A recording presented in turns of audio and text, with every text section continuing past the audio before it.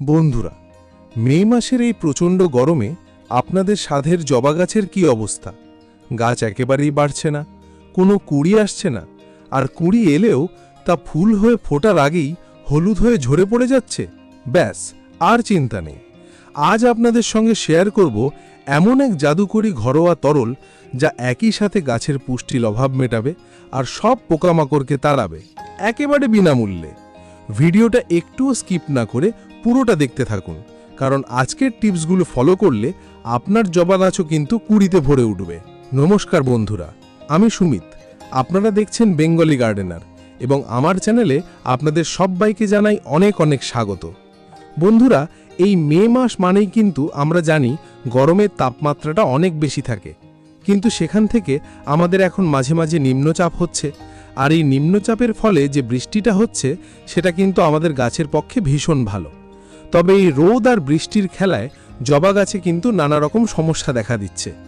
আজকের ভিডিওতে আমি মোট 3টে প্রধান পয়েন্ট এবং তার পাশাপাশি কিছু গুরুত্বপূর্ণ কাজ নিয়ে আলোচনা করব, যা মেনে চললে আপনার গাছও ফুলে ফুলে ভরে উঠবে। প্রথমেই বলবো পয়েন্ট নাম্বার 1, জবা গাছে কেন একেবারে গাছ ভরে ফুল আসতে চায় না। গাছের খুব ভালো বৃদ্ধি হওয়া সত্ত্বেও গাছের মধ্যে কোনো রকম কোনো কুঁড়ি আসে না কেন? গাছে কুঁড়ি না আসার প্রধান কারণ হলো পটাশিয়ামের অভাব। জবা হলো একটা হেভি ফিডার গাছ, অর্থাৎ এই গাছের প্রচুর খাবারের প্রয়োজন হয়। জৈব অথবা রাসায়নিক যে খাবারই প্রয়োগ করুন না কেন, ঠিক সময় মতো গাছে যদি আমরা খাবার প্রয়োগ করতে না পারি, তাহলে কিন্তু গাছে ফুল আসবে না। বারবার রাসায়নিক খাবার যদি গাছে দেন, তবে টবের মাটিটা কিন্তু অনেক সময় অ্যালকালাইন বা ক্ষারীয় হয়ে যায়। সেই কারণেও আমাদের গাছে একসময় কুঁড়ি আসা একেবারেই বন্ধ হয়ে যায়। তাই আমাদের ঘরোয়া জৈব খাবারের ওপর ভরসা রাখতে হবে। পয়েন্ট নাম্বার 2, অনেকেই এই গ্রীষ্মকালে নতুন জবা গাছ কিনে আনেন। গাছ প্রতিস্থাপন করার পরেও গাছের কোনো রকম কোনো বৃদ্ধি হয় না। যেমন প্রতিস্থাপন করা হয় ঠিক তেমনি কিন্তু অনেক সময় থমকে থেকে যায়। তো গাছ প্রতিস্থাপন করার সময় আপনাদেরকে একটা জিনিস খুব ভালোভাবে লক্ষ্য রাখতে হবে। টবের ড্রেনেজ সিস্টেম যেন পারফেক্ট থাকে, এবং যে মাটিতে আমরা গাছটা প্রতিস্থাপন করছি সেই মাটি যেন অবশ্যই ওয়েল ড্রেনেজ সয়েল হয়। মাটি যেন সব সময় ঝুরঝুরে থাকে। এই গরমে বা বর্ষার শুরুতে মাটি শক্ত হয়ে গেলে গাছের শিকড় বা রুট সিস্টেম বাড়ে না, আর শিকড় না বাড়লে গাছের গ্রোথও থমকে যায়। পয়েন্ট নাম্বার 3, কুঁড়ি আসার পরে সেই কুঁড়িগুলো হঠাৎ করে হলুদ হয়ে ঝরে পড়ে। তো এই সমস্যা কিন্তু আমাদের বাগানের প্রত্যেকটা জবা গাছের ক্ষেত্রেই কম বেশি হয়। আগামীকাল ফুলটা ফুটতো, অথচ দেখা গেল আগের দিন রাতেই কুঁড়িটা হলুদ হয়ে ঝরে পড়ে গেল।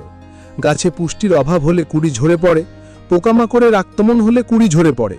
এছাড়া টবের মাটিতে অতিরিক্ত জল দেওয়া অথবা মাটি একেবারে শুকিয়ে যাওয়া এবং হঠাৎ করে যদি আবহাওয়ার তাপমাত্রা চেঞ্জ হয়ে যায়, তাহলেও কিন্তু কুঁড়ি ঝরে পড়ে। যেমন ধরুন, হঠাৎ করে বৃষ্টি হয়ে আবহাওয়া ঠান্ডা হলো, আবার পরদিনই কড়া রোদ উঠে তাপমাত্রা অনেকটা বেড়ে গেল। এই আবহাওয়ার পরিবর্তনের কারণে যখন কুঁড়ি ঝরে পড়ে, তখন গাছের স্ট্রেস কমানো ছাড়া আমাদের কিছুই করার থাকে না। তাই এই সময় আমাদের বাগানের প্রত্যেকটা জবা গাছকে দুপুরের অতিরিক্ত রোদ্দুর থেকে বাঁচিয়ে রাখতে হবে, বিশেষ করে বিদেশি ভ্যারাইটির গাছগুলোকে। যদি আপনারা গ্রিন নেটের ছায়ায় গাছগুলোকে রাখতে পারেন, তাহলে কুঁড়ি ঝরে পড়ার সংখ্যা অনেকটাই কম হবে। কিন্তু সকালবেলার 4 থেকে 5 ঘন্টার রোদ্দুরে অবশ্যই গাছকে রাখতে হবে। যারা গ্রিন নেটের নিচে রাখতে পারবেন না, তারা টবের গোড়ায় মালচিং করে দিতে পারেন আপনাদের ছাদের যেসব শুকনো পাতা থাকবে তা দিয়ে। এছাড়া কোকোপিট বা নারকেলের ছোবড়া গিয়েও মালচিং করতে পারেন। তো এই সমস্ত সমস্যার সমাধানের জন্য আজ আমি যে জাদুকরী ঘরোয়া পেস্টিসাইড এবং তরল সারটি তৈরি করব, তার মূল উপাদান হলো আমাদের রান্নাঘরের রসুনের খোসা। বন্ধুরা, রসুনের খোসার মধ্যে যে তীব্র ঝাঁঝালো গন্ধ আছে, এই তীব্র গন্ধের জন্য কিন্তু পোকামাকড়ের আক্রমণ বা মিলিবাগের উপদ্রব একেবারেই চলে যায়। তাই এটি অ্যান্টিব্যাকটেরিয়াল এবং অ্যান্টিফাঙ্গাল। আর এই রসুনের খোসার আরেকটি বিশেষ গুণ হচ্ছে এর মধ্যে থাকে প্রচুর পরিমাণে প্রাকৃতিক পটাশিয়াম এবং ফসফরাস, অর্থাৎ এটি একাধারে শক্তিশালী কীটনাশকের কাজ করবে, আবার অন্যদিকে গাছে পটাশিয়ামের অভাব মিটিয়ে কুঁড়ি আনতে সাহায্য করবে। এটি তৈরি করার জন্য 1 লিটার জলের মধ্যে 1 মুঠো রসুনের খোসা ভিজিয়ে রাখতে হবে পুরো 24 ঘন্টার জন্য। যদি আপনাদের কাছে সময় কম থাকে, তাহলে আপনারা 4 থেকে 5 ঘন্টা ভিজিয়েও ব্যবহার করতে পারেন। 24 ঘন্টা ভেজানোর পর জলের রংটা হালকা পরিবর্তন হয়ে যাবে, তখন এটাকে খুব ভালোভাবে ছেঁকে নিতে হবে। এই 1 লিটার তরল আমরা দুইভাবে আমাদের গাছে প্রয়োগ করতে পারবো। প্রথমত, এই 1 লিটার তরলের মধ্যে থেকে 500 ml তরল আর সামান্য ডিশওয়াশ বা শ্যাম্পু মিশিয়ে আমি একটি স্প্রেয়ার বোতলে ভরে নেব এবং গাছের সমস্ত ডালে, পাতায় ও কুঁড়িতে খুব স্পিডের সাথে স্প্রে করব। রসুনের তীব্র ঝাঁজে গাছের কুঁড়িতে বা পাতায় যে জাপ পোকা বা মিলিবাগের আক্রমণ হয় সেটা নিমেষেই দূর হয়ে যাবে। এই স্প্রে করার কাজটি আপনাদেরকে 3 দিন অন্তর অন্তর লাগাতার করে যেতে হবে। লাগাতার করলে তবেই কিন্তু এর সেরা রেজাল্ট পাওয়া যাবে। দ্বিতীয়ত, বাকি 500 ml যে তরলটা থাকবে সেটা আমরা টবের মাটিতে সরাসরি প্রয়োগ করব। তবে মাটিতে দেওয়ার আগে লক্ষ্য করতে হবে যে টবের মিডিয়াটা কেমন আছে, ভিজে না শুকনো। যদি মাটি খুব ভিজে থাকে তাহলে একদিন জল দেওয়া বন্ধ রেখে মাটিটাকে একটু শুকিয়ে নেবেন এবং হালকা করে খুশে দেবেন। তারপর এই রসুনের খোসা ভেজানো জল টবের মাটিতে প্রয়োগ করবেন।